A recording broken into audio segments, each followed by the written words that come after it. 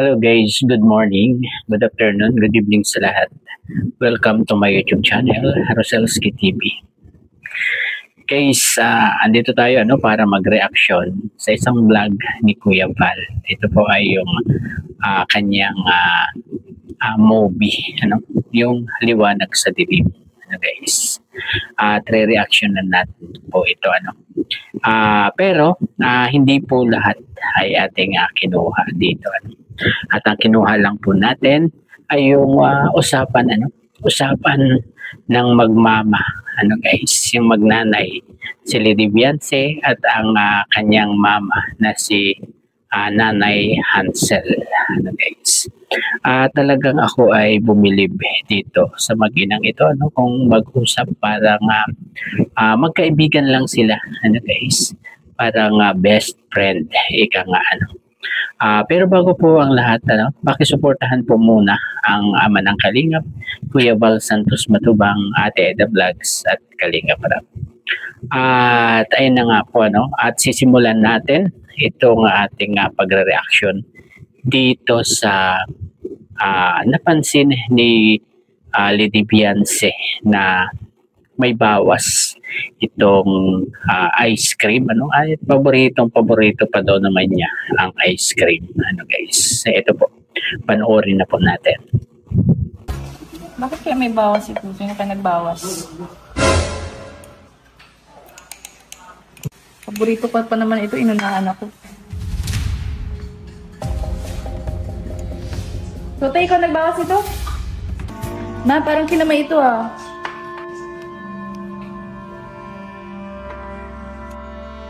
Ha? Sino ba nakialam dyan? Tanong mo si papa mo kung sino nakialam yan.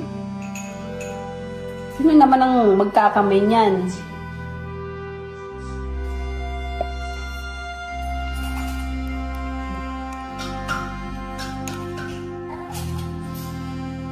Parang malambot na pati. Tanong mo kay papa mo. Bakit? Baka may nakialam dyan na iba, tanong mo muna kay papa mo. Pa, bakit may bawas na yung ice cream? Hindi, walang bawas yan. Wala naman kumukuha dyan. Mga kapatid mo, hindi naman kumuha dyan. Sa'yo yan ay. Bawas na yung bawas.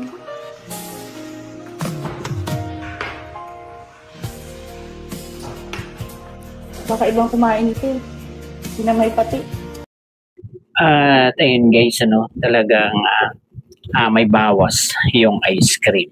Guys, talagang parang hindi kumain itong si Lady Beyonce natin kasi nga napansin niya na talagang kinamay yung ice cream. Lingid naman sa ating kaalaman guys, di ba? Alam naman natin kung anong nangyari diyan sa ice cream na yan, di ba?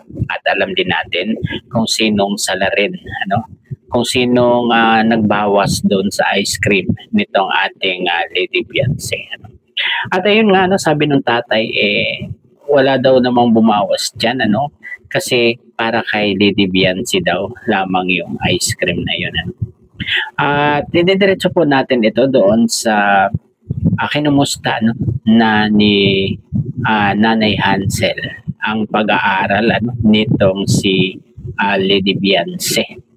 At nabanggit din dito ay yung usapang ligaw. Guys, yung ligaw. Ito po, panoorin po natin. Kumusta sa pag-aaral mo doon? Ayos lang, ma. Mag-ingat ka doon palagi. At mabuti kung nandito ka lang sa namin. Mahirap pag walang nag-aalala sa'yo. Saka, huwag magpapaligaw. Maraming mga dyan. Nakapaligid lang. Hindi na ako nagpapaligaw. Hindi man ako nag-aaral. Sala ko parang may paligaw. Wala ko ba maka-edu ka? Nagtatanong ka pa. Ay, parang mag-aano ka na naliligo sa akin. Alam mo naman na hindi ako magpapaligaw din. Mabuti naman kung ba na. Oo naman, nag-edu din ako. Kasi mabait naman sa edu. Nung isang araw pala, dumain dito si Edo. May dalang mga pang snacks, may tinapay. Nahanap ka. Alam naman yung nasa school ako. Ba't nagtatanong kung nasan ka? Hindi ka ba nagpaalam? Alam niya. Siguro nakalimutan niya. Ganyan talaga pag tumatanda. Ang nasa 29 na si Edo, pero mukhang 21 pa naman siya. Tsaka wala naman yan sa edad eh. Diba? Sa bagay. May kaklase nga ako dun, 20 pa lang pero mukha ng 40. Ayun guys, grabe naman itong usapan nitong magnanay na to. Parang mag-best friend lang talaga, kung magkumustahan guys. Diba? At ayun, okay daw naman yung pag-aaral nitong si Lady Beyonce. Hanggang sa sabihin ni Nanay Hansel na wag munang magpaligaw itong ating dalaga. Pero ito ang sabi naman ni Lady Beyonce ay hindi talaga siya magpapaligaw. At nabanggit dito si Kalingap Edo. At ang ganda ng pagkakasabi ni Lady Beyonce na akala ko ba makaido ka? Kaya bakit nagtatanong ka pa? Grabe. At siguro nga ay si Kalingap Edo lang ang nanliligaw dito sa ating Lady Beyonce. At siguro ay okay na, guys. Hanggang sa ayun, diretso tayo dito sa nagtanong itong nanay ni Lady Beyonce kung saan pupunta kasi nasabi ni Lady Beyonce na pupunta siya ng diet kasi may practice silang gagawin ng kanyang mga kaeskwela guys. At napag-usapan din dito yung pag-aaya ni Kalingap Edo. Ano kaya yung pag-aaya ni Kalingap Edo na yun guys? Ito po ating pakinggan si Lady Beyonce. Ito po. Saan bang lakad mo ngayon na? Magkain ka muna bago ka umalis para busog ka. Hindi ka magutom agad. Matapos kung magluto, kumain ka na.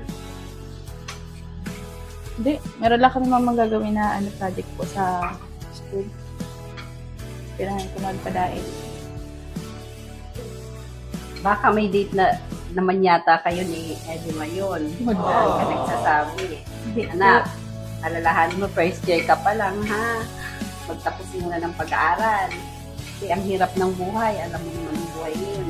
Lalong pahirap ng pahirap. Minsan baga inaaya na ako ni Edo magpakasal. Pero sabi ko ay, maghintay muna siya at first year pa lang ako. O ano naman ang sagot sa'yo ni Edo? Ano bang, niya? Yung sinabi sa'yo? Wala, natawa lang siya. Basta, tandaan mo na huwag mo lang pababayaan ang pag-aaral mo. Kasi hanggat may tumutulong sa'yo, samantalahin natin. Kasi yun ang parang blessing na natin yun. Tsaka swerte mo at isa ka sa natulungan ng Kalingap at ng sponsor na sobrang mabait para sa atin. Kaya pag-ibihin ang pag-aaral, yun lang ang sa akin lang naman. Alam ko naman yun, ma. Kaya nga kahit malayo, nagsisikap ako kasi. Grabe naman yung usapan nitong magnanay na to, guys. Grabe. At talagang yun, talagang sinabi ni Lady Beyonce dito na inaaya na siyang magpakasal ni Kalingap Edo. Guys. Pero dire-diretso naman itong nanay ni Lady Beyonce sa pagpapayo na huwag papabayaan yung kanyang pag-aaral kasi ay first year pa lang itong si Lady Beyonce. At ayun, nung sabihin ni Lady Beyonce na pupunta ng diet gawa ng may gagawin sila ng kaklase nila ay itong si Nanay Hansel ay baka daw naman may date may date itong dalawa ni Kalingap Edu at si Lady Beyonce. Alam na alam ni Nanay Hansel ang mga diskartehan nitong ating Lady Beyonce. Guys. At hanggang sa dire-diretso yung kanilang usapan dito, talagang ayos ang kwentuhan nitong magmama na ito ng maalaala ni Lady Beyonce yung kanilang bahay sa masalong-salong at sinabi niya sa kay Nanay Hansel na inaabot ng tubig yung dati nilang bahay. Ito po, pakinggan po natin. Mas, yung pala, yung bahay natin sa tabing dagat, inabot ba gayon ng bagyo? Oo nga. Inano na ng, tubig dagat. Kinain na yung kusina natin. Talaga nga abutin na yung kasi malapit na talaga yung pinahalit. Kaya abutin na. Salamat siya na tayo kasi natulungan tayo na kaya ba yung mamamalit kami agad tayo. Kasi kung nandun pa tayo ngayon, sigurado ang hirap naman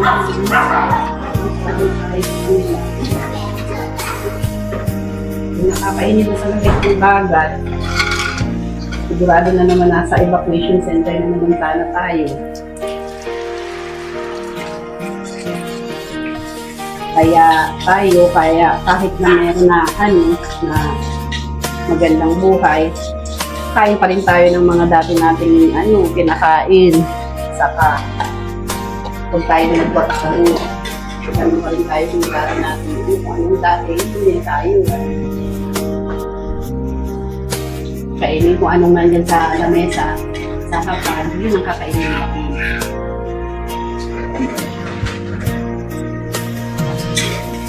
Ano niluluto mo? Ito, sardinas. Hindi sa akin sardinas na may itlog. Di ba paborito nyo ito nun? Di ba paborito nyo ito? Kaya kahit anong kahit anong kainin natin, dapat At ayun guys, buti na nga lang talaga at naigawa na ng bahay itong si Lady Beyonce para at kung kung hindi sila nakalipat siguro guys ay talagang kaawa-awa na naman itong ating Lady Beyonce at baka daw ay nasa evacuation center sila nung mga time na yon, sabi ni Nanay Hansel guys. At salamat sa Kalingap, kay Kuya Val, kay Kalingap Rab dahil sa programa nila ay ayan ang nangyari kay Lady Beyonce. Safe na ang pamilya ni Lady Beyonce doon sa kinaroroonan nila ngayon guys. Di Paris nung nasa tabing dagat na laging nag-aalala yung mga nagmamahal doon sa pamilya ni Lady Beyonce guys.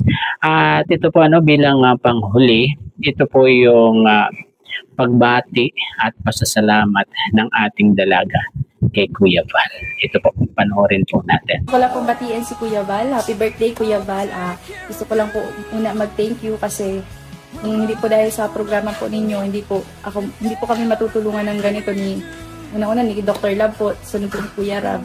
Yun, maraming pong salamat sa sa opportunity po na magkaroon po kami isa po kami sa magkaroon ng ganitong bahay, and sa dami po ng natutulungan nyo.